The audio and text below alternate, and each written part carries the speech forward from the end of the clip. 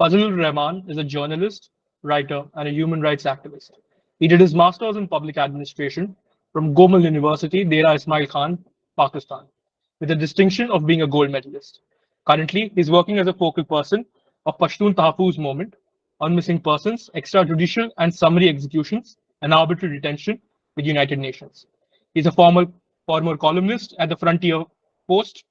He's also a former member of the editorial board of L'Oeil de l'Exil, a magazine of Maison des Journalistes from Paris. He's also a former visiting faculty of management science of International Islamic University based in Islamabad. He has represented the Pashtun of Pakistan and Afghanistan at the United Nations Human Rights Council, participating at general debates, organizing side events, conferences, and protests along with demonstrations to raise awareness about the human rights violations committed by the Pakistani state and its army against the Pashtuns in Pakistan. He, along with various human rights activists, had started a campaign to register women voters in Khyber Agency and in FR Kohat region of tribal areas. He has worked for the rights of women and children in the most dangerous and tribal areas of Pakistan, adjacent to Afghanistan, named as Fata. He has also launched Malala Prize for Peace, Education, and Freedom of Expression in France to encourage human rights, journalists, and other citizens in Pakistan and Afghanistan to raise their voices for the promotion and protection of the rights of women and children in this war-torn region and say no to terrorism. That is the introduction. Sir, if you want to say a few words. Thank you very much for this introduction. Actually, recently, PTM Europe organized elections in different countries of European Union, and last week on September 2, we held a convention and international conference on extremism and terrorism in AFPAC region, and we elected our coordinator of the Europe in that elections, and I was elected as the head of the PTM Committee on International Advocacy and Foreign Affairs. So that was just an update what we are doing here in Europe. We are very active, and we are going to participate in the upcoming session of the United Nations Human Rights Council, which start on 11th September 2023. So there we will intervene directly on journal debates on item 3, 4, 9, 5, and we will also organize different events and a protest in front of the United Nations against the atrocities that are committed against Pashtun ethnic minority, especially the recent arrests and crackdown against PTM workers, and especially the use of torture against the PTM workers and Pashtun journalists and academics, which is used as a weapon to stifle our freedom of expression. Thank you. Thank you, sir, and congratulations on your new appointment. And further on, we wish the heartiest moral support to your movement on pushing the rights of Pashtuns in the Pakistan-Afghanistan region. So the first question is, sir, back in 2012, in an interview published in British magazine Caravan, former Pakistan's Prime Minister Imran Khan had said that he had overheard instructions to kill Bengalis in 1971, describing them as small or dark, kill them, teach them a lesson. He says that now he is hearing, back in 2012, a similar instruction within Pakistan today. And he says that it is being done to the Pashtuns who are ill-treated. They have been picked up and thrown into jail because they are Pashtuns. Given that these incidents like Babra massacre of 1948 have already happened, so do you believe that Imran Khan's comparison of Bengali genocide of 1971 and what is happening with Pashtuns today, since the creation of Pakistan itself, holds true? Yes, of course, it is a very pertinent statement by Imran Khan, because he was having a lot of support in Pashtun areas of Pakistan. And when he was Prime Minister, he was denying these facts. But now when a crackdown started after 9th May against his workers and even against himself, then he started talking about the facts. Actually, when these people are in government, they deny these facts because actually they are puppets. The parliament in Pakistan is just like a rubber stamp, and you know the judiciary is also compromised, and all the institutions are under the boots of the Pakistan army. So when they are in opposition, they support us, and when they are in the government, they deny these atrocities.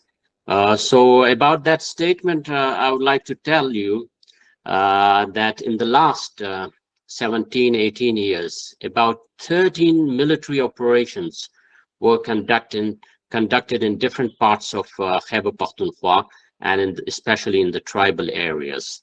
And those operations, in the so-called war on terror, which was fought just to earn dollars and kill Pashtun people, about 80,000 Pashtuns were killed by Pakistan Army in different operations.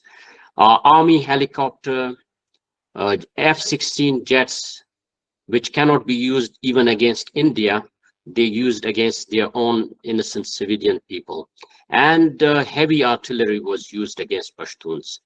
80,000 were killed and 32,000 Pashtuns were disappeared by Pakistan Army in the last 18 years. About 25,000 shops were demolished and 200,000 houses were demolished during these operations. 3 million Pashtun were displaced, and they are still living in different camps in Pakistani side and an Afghanistan side in Afghanistan. So it's true that a slow genocide of the Pashtun people is continuing. You can see, you have cited the genocide of Pashtuns in Babra massacre in 1948. The same happened in May 19 in Khadkamar, when the Pakistani army opened fire on innocent civilians and killed 16 people and 25 were injured. And even they killed those who were injured, you know, point blank positions, you know. So that is that's happening. The torture, I can give you example of Shaktoi in Waziristan area. When after a bomb blast by Taliban, because the TTP and Pakistan army, for us, they are the same thing, you know, because Pakistan has created TTP. You can see the statements of, you know, the Pakistan army, and you can see the other journalists and important, you know, bureaucrats and ministers. They created them. They are just, you know, killing, both of them are killing Pashtuns people. They are not killing each other. So after that bomb blast, the Pakistani army, you know, took all the villages, and they tortured a young boy as young as 13 years old and an old man as old as 70 years in collective torture. 27 cases we have, you know, documented cases, 27. And we have submitted these cases to the United Nations, and United Nations special rapporteur on torture, they have sent these evidence, and they have asked, you know, an inquiry about these collective torture. And you know that Pakistan is a signatory to the United Nations Convention Against Torture, but still they are, you know, with impunity, they are torturing, you know, innocent civilians in Pashtun areas. So it's true that Pashtuns are the target, the Baloch are the targets, and all the ethnic and religious minorities in Pakistan are the target of, Pakistan Army. And I think the Pashtuns now have realized, and they are developing their own strategy to counter it. Sir, I think I can say this from the entire organization. Our heart goes out for the plight and pains which the Pashtun people have faced historically. And we hope that the victims of such a heinous crime may find justice.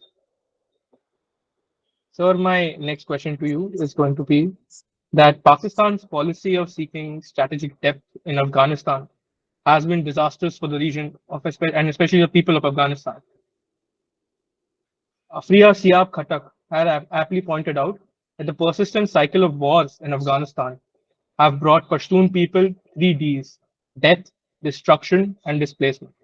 With Taliban back in Afghanistan and the TTP mayhem, how does the Pashtun society confront this challenge, sir? It's true that Pakistan strategic depth policy, I think up till now, they have earned more than $50 billion only from the United States of America for, conducting these wars, not only in Afghanistan, but in Pakistani side, in the Pashtun areas of Pakistan. So that strategy has brought, of course, death, destruction, and displacement. As I've told you, that 80,000 Pashtuns were killed. And it's not we that the PTM says it, but it's Pakistan when it says that it has given sacrifices of 75,000 people. But they don't give the statistic that who these peoples were. They were innocent civilians, and even if they were the army or paramilitary forces or the police, they were the Pashtun people. So all these deaths were among the Pashtun people, not Punjabis and other people. So they accepted themselves. And they say that we have lost $123 billion. But where? These damages, these houses, our shops, our infrastructure was destroyed in the tribal areas and in Khyber Pakhtunkhwa. And the displacement, it was not in Punjab. All these displacement took place. More than 3 million people were internally displaced in the tribal areas and in the Khyber Pakhtunkhwa. And still these refugees or displaced people are living in Baka Hill camps in Banu. You can see it. And on the other side of the border with the North Waziristan. So I think all this destruction, displacement, and deaths were brought by this strategic depth policy. But now it has woken up the Pashtun people. Up till now, Pashtuns were accomplice with the state of Pakistan right from the inception of Pakistan. You can say against other ethnic minorities like Baloch people, because there are a lot of Pashtuns in Pakistan army. And you can say Pakistan is intact because Pashtuns people were supporting them.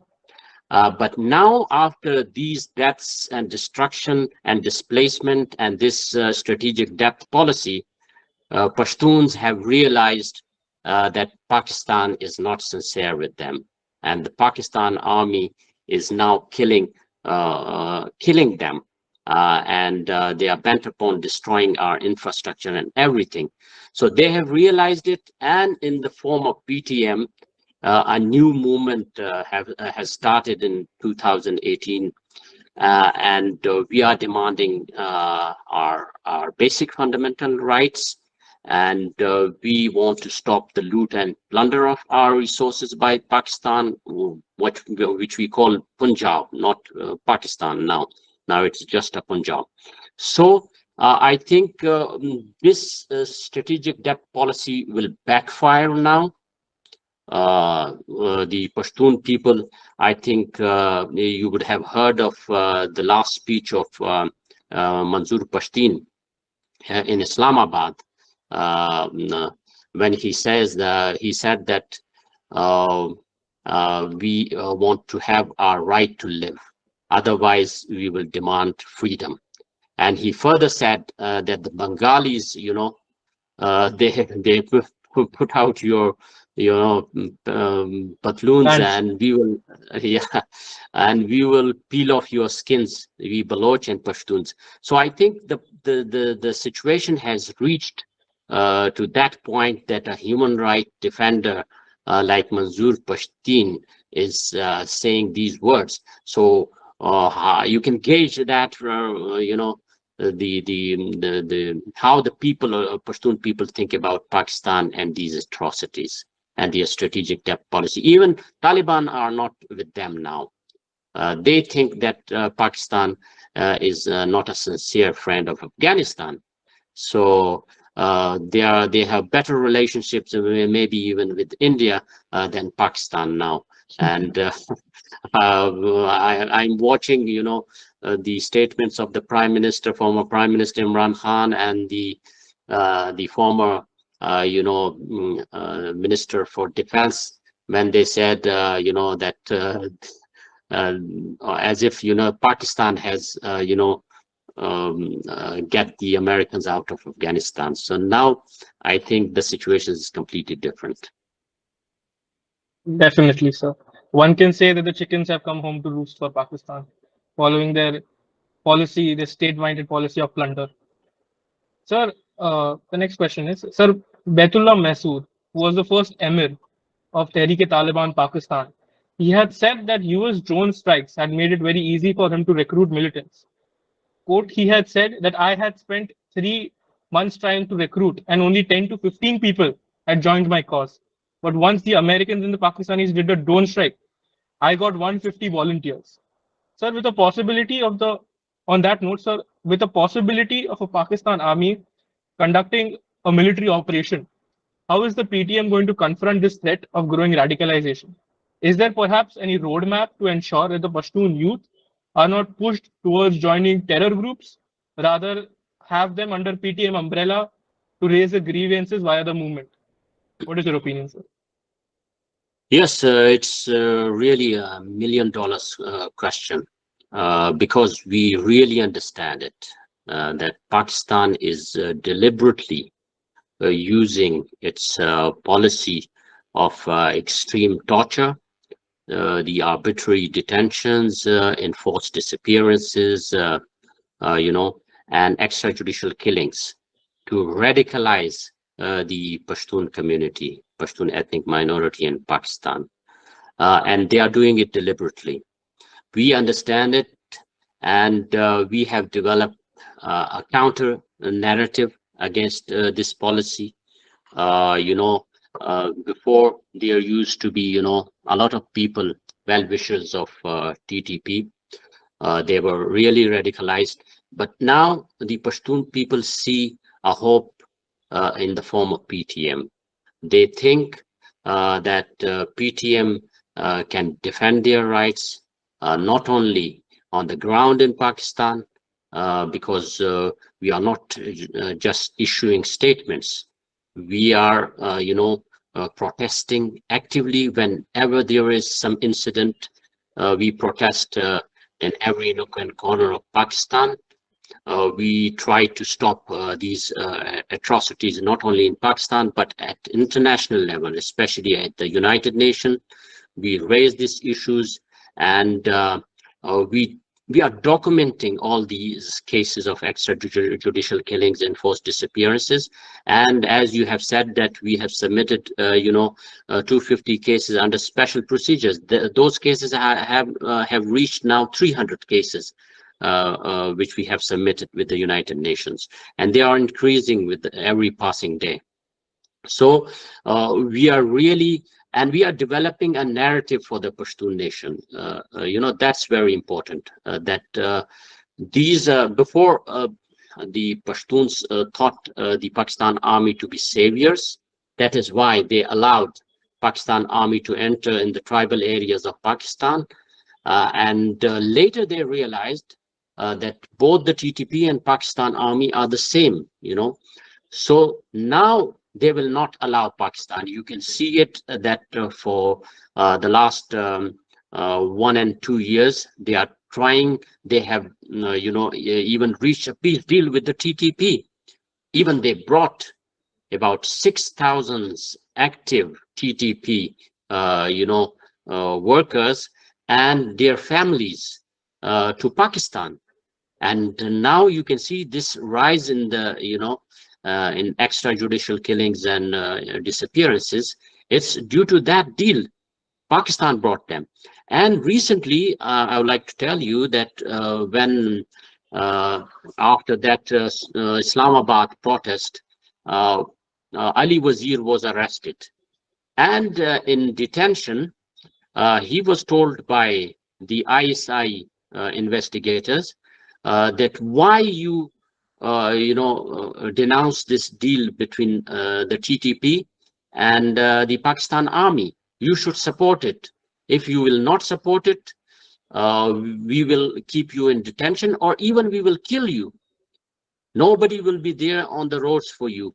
So that is why, in response to that, Manzoor Pashtun called for the all over Pakistan, the protests all over Pakistan and international level. And we are organizing protests not only in Pakistan, but in Europe and in UK.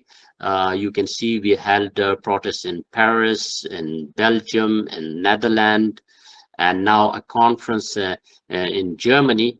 And during the upcoming session, we will protest at the United Nations. So we are giving counter strategy, counter narrative to the people, Pashtun people, and they will not support the terrorist and radical groups.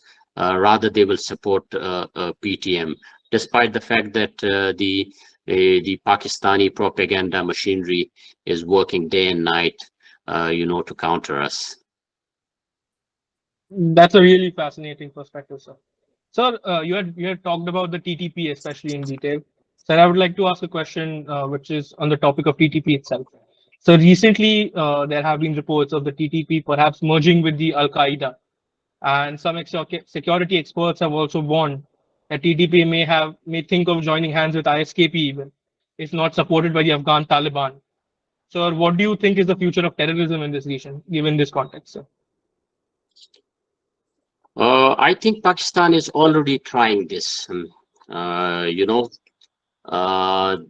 Bringing these TTP people to Pakistan, giving them safe havens in different tribal areas of Pakistan. We know about it, and we are resisting it. And we also have some reports, you can say unconfirmed reports, that Pakistan is supporting both TTP and ISKP. Maybe in the future, they want to use them against the Afghan Taliban. You can see Pakistan is playing again a double game with Afghan Taliban also, and with the United States of America also. So it will bring a greater destruction to the Pashtun areas in Pakistan and even in Afghanistan than before.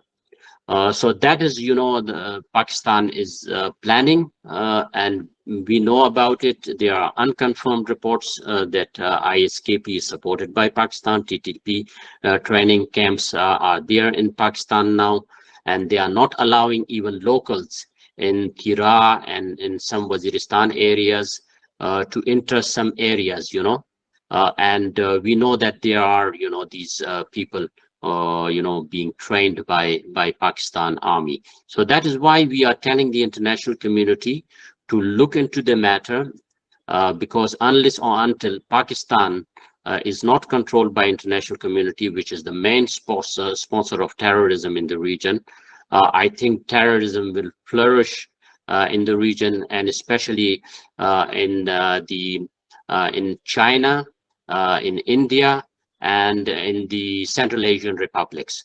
I think there is a great danger of increase in terrorism and extremism in these areas. So I think India must take an active role, to contain it and inform the international community about this. Otherwise, I think it will be really, really dangerous for the region.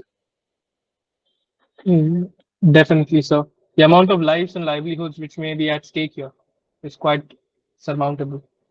So going ahead, sir, as you had talked about the internationalization of the PTM cause, sir, one of the famous two slogans of the PTM are "Do Sangha Azadi Da," which means what kind of freedom is this in English, and "Ye jo desh drohi hai, iske piche vardi hai," which means behind this terrorism is the military or the uniform.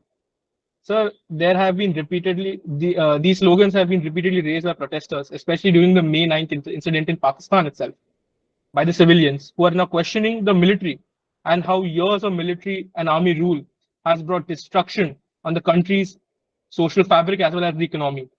So, do you see this as the first step of victory for PTM, as now what you have been saying since so many years is now gaining acceptance in other regions of Pakistan, especially in the heartland Punjab of Pakistan, sir? Of course, because that we have given courage to the civilian and those people who are the victims of the atrocities of Pakistan Army.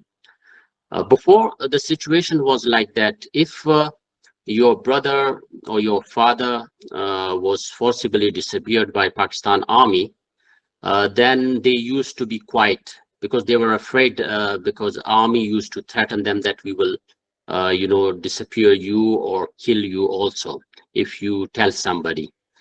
And there was a great, fear among the people that the army is, so dominating and so powerful, and nobody was having the courage to say something. So it was the PTM for the first time that broke that fear from the minds of the people. And we said that ye jo dehshatgardi hai iske piche vardi hai. We openly said, because up till now the people did not know who is the real enemy, who is behind all these atrocities, because the Pakistan Army was considered to be the sacred cow.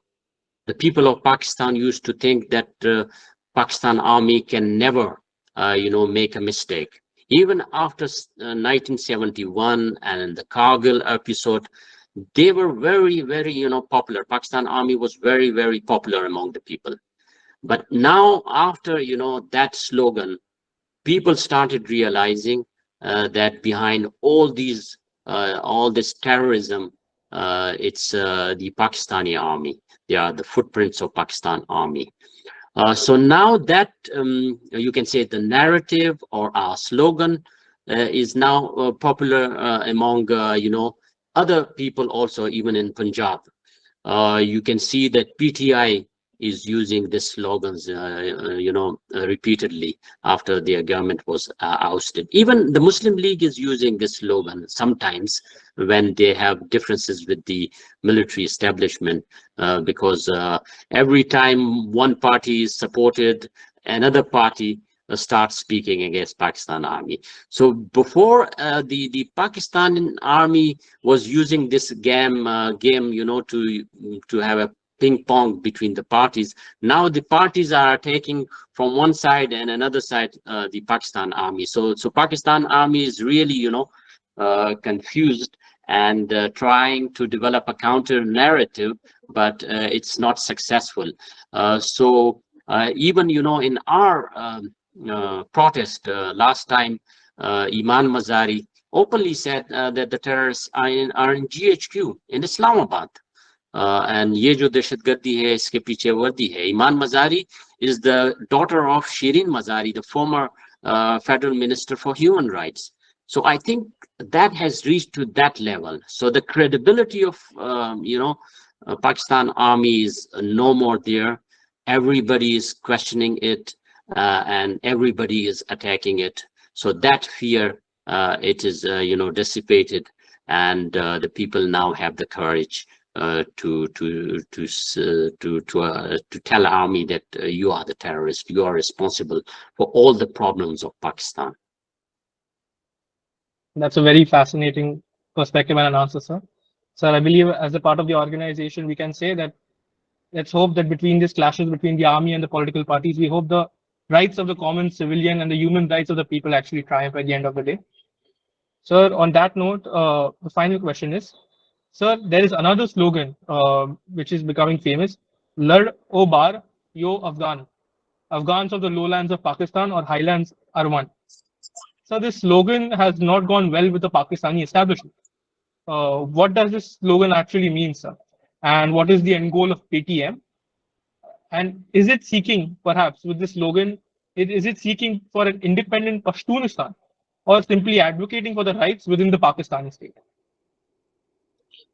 Yeah, it's very important. I think this slogan has disturbed Pakistani establishment, really, because it has united the Pashtun nation on both sides of the Durand line. That means that we do not accept the Durand line, which divided the Pashtun people. We are one nation, and we have one culture, and there is no difference between Pashtuns in Pakistan and Afghanistan. And that's why Pakistan, that's the narrative that the PTM has developed. So that is the reason that they are afraid that in the future maybe the Pashtun people will opt for either Greater Afghanistan or Pashtunistan.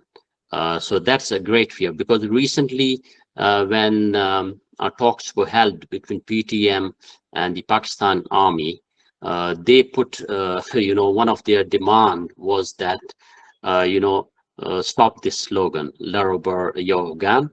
And the other slogan was, Ye jo deshatgardi hai, iske piche vardi hai.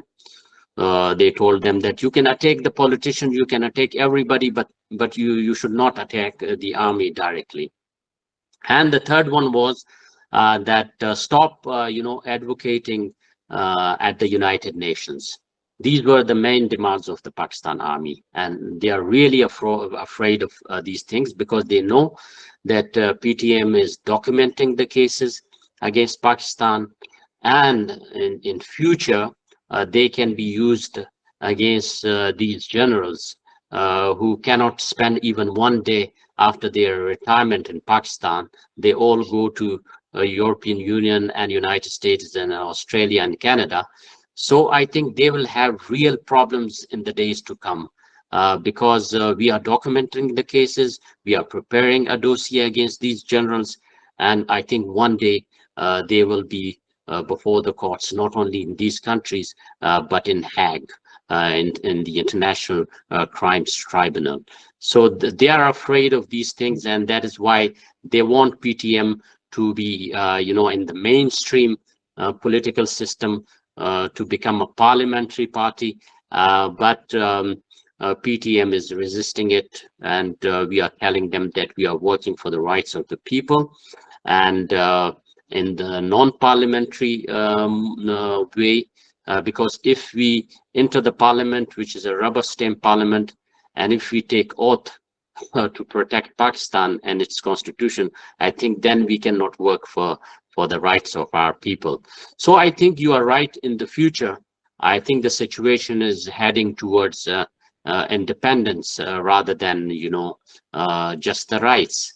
Because as we see the situation, you can see the viability of the state.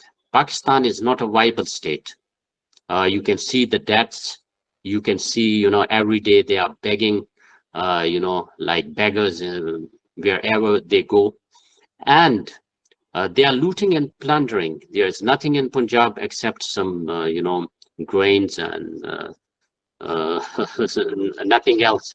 We have electricity, we have mineral resources, we have copper, we have gold, we have oil even in these areas.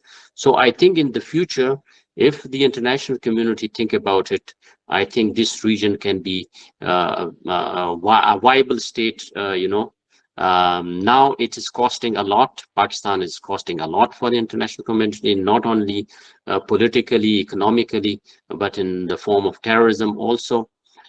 This huge army, I think it has become a white elephant. It cannot be maintained in the future. But the states like Balochistan and Pakhtunistan and Sindhu Desh, I think they are viable because the same communities, they are very liberal and open people. It's just, my analysis, but I think the situation will head towards, independence in the days to come, because I don't see that Pakistan can be a viable state in the future. Thank you so much, sir. That was the last question from the interview.